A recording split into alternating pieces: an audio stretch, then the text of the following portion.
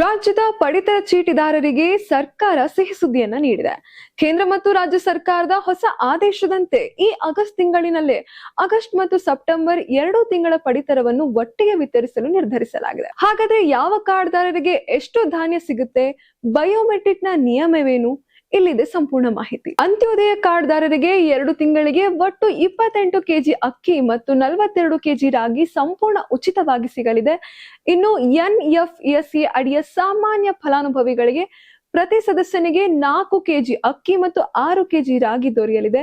ಇದರ ಜೊತೆಗೆ ರಾಜ್ಯ ಸರ್ಕಾರದ ಅನ್ನಭಾಗ್ಯ ಯೋಜನೆಯಡಿ ಪ್ರತಿ ಫಲಾನುಭವಿಗಳಿಗೆ 10 ಕೆಜಿ ಉಚಿತ ಅಕ್ಕಿ ವಿತರಣೆ ಮುಂದುವರಿಯಲಿದೆ. ಇನ್ನ ಇಲ್ಲಿ ಪ್ರಮುಖವಾಗಿ ಗಮನಿಸಬೇಕಾದ ವಿಷಯ ಏನಂದ್ರೆ 2 ತಿಂಗಳ ರೇಷನ್ ಒಂದೇ ಬಾರಿಗೆ ಸಿಕ್ಕರೂ ಕೂಡ ನೀವು ಬಯೋಮೆಟ್ರಿಕ್ ದೃಢೀಕರಣವನ್ನ 2 ಬಾರಿ ನೀಡಲೇಬೇಕಾಗುತ್ತೆ.